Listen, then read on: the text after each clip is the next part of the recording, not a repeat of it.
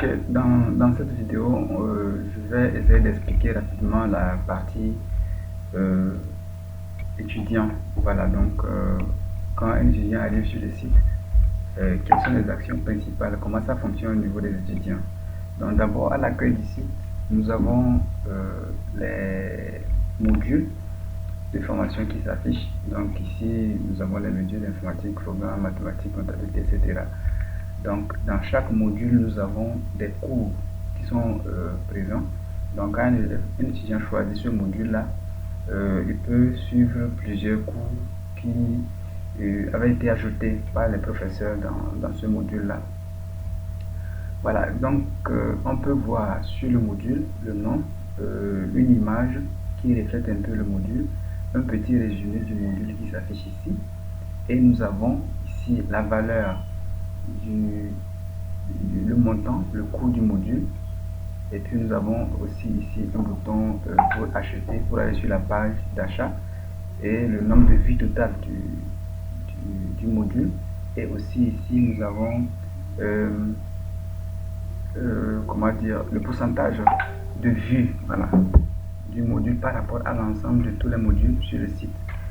Là maintenant, quand on clique sur un module ici, voilà, nous avons un peu, bon, oui, nous avons ici l'image du module et une petite description du module qui s'affiche ici. Je vais prendre un autre module pour voir.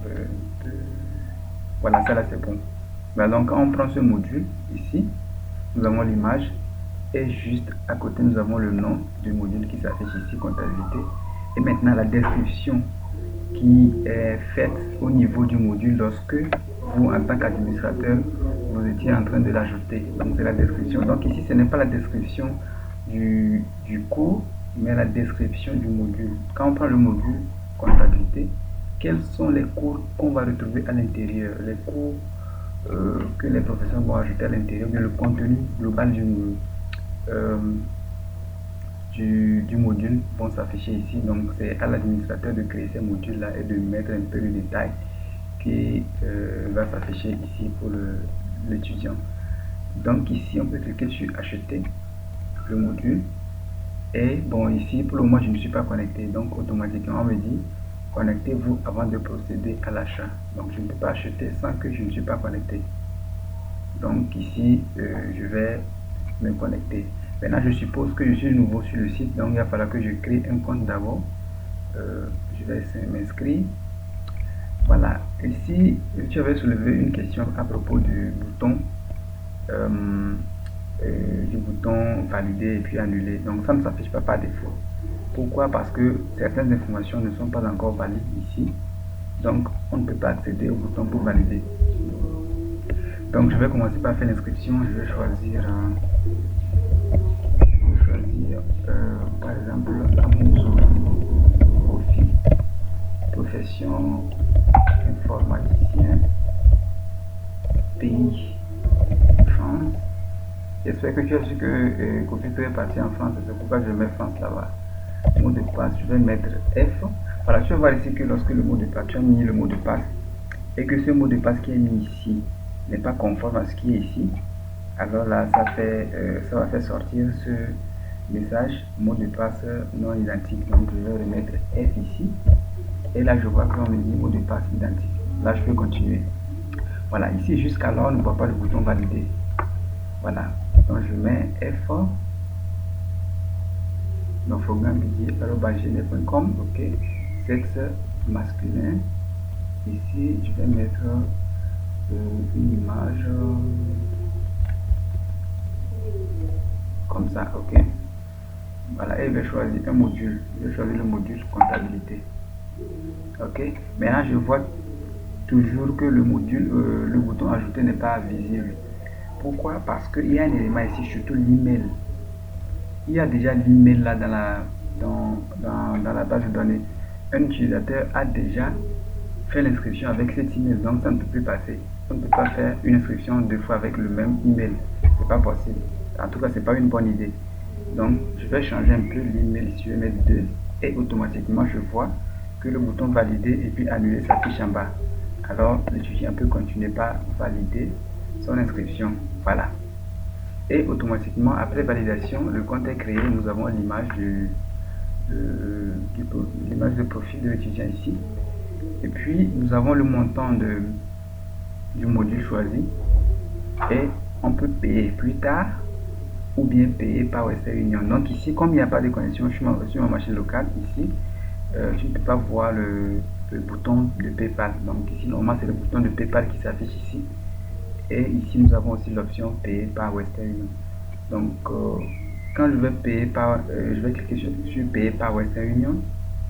On affiche les informations, bien sûr, on peut les modifier plus tard.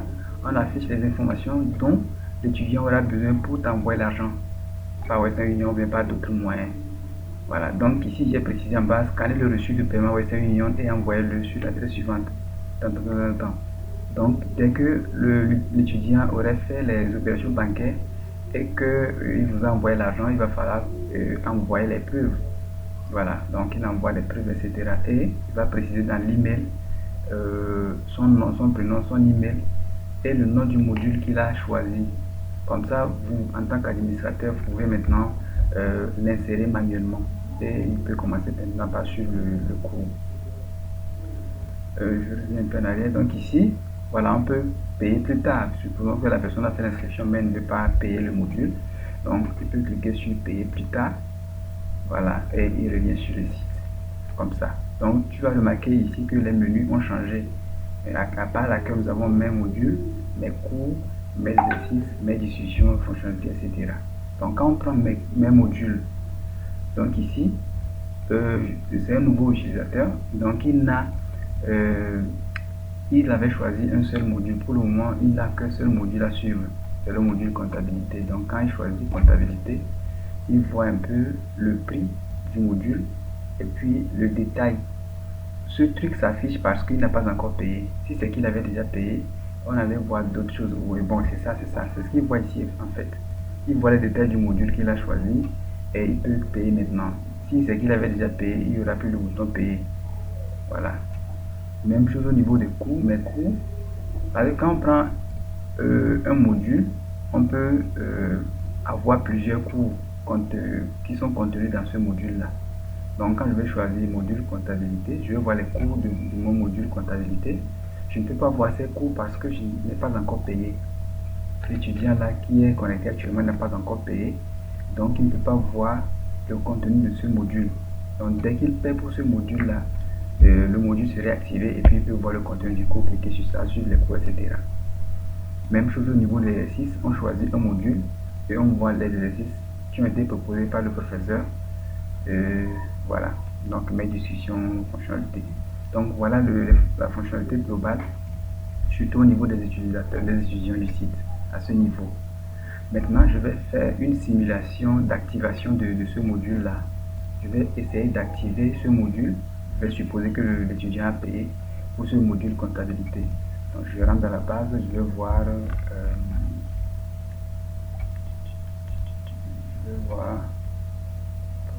voilà, je vais voir l'utilisateur que je viens de créer actuellement, c'est Amozu Kofi.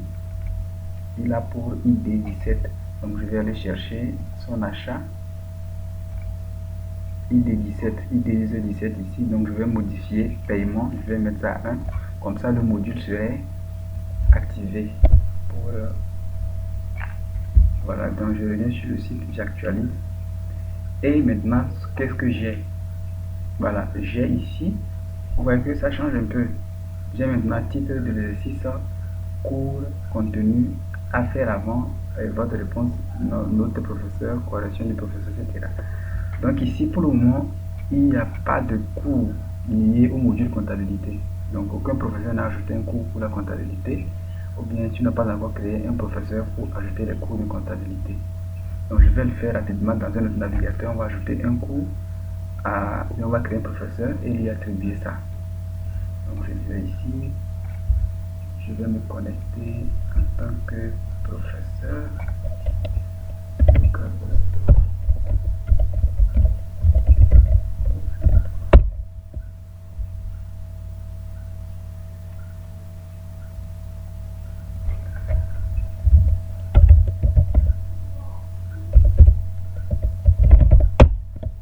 connecte en tant qu'administrateur.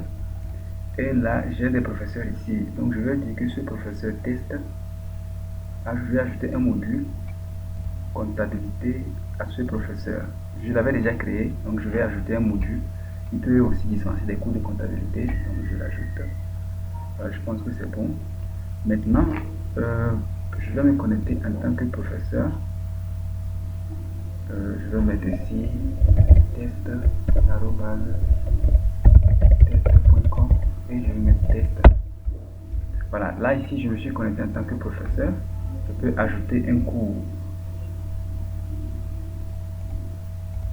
Donc je mets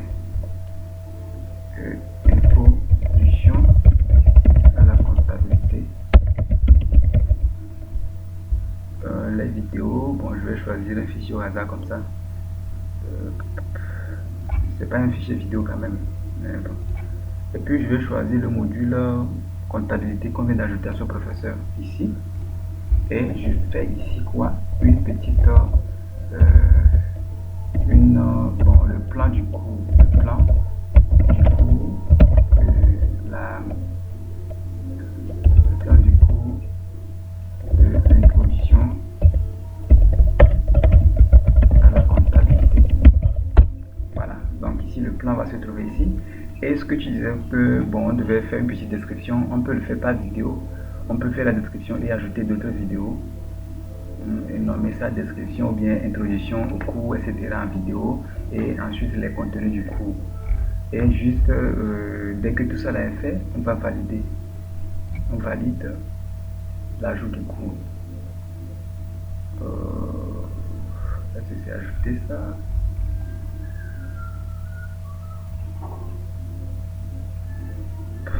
Je sais pas si c'est ajouté ou pas. Hein.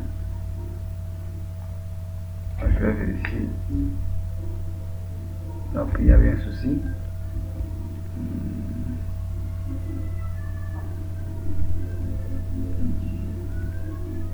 Donc je vais essayer.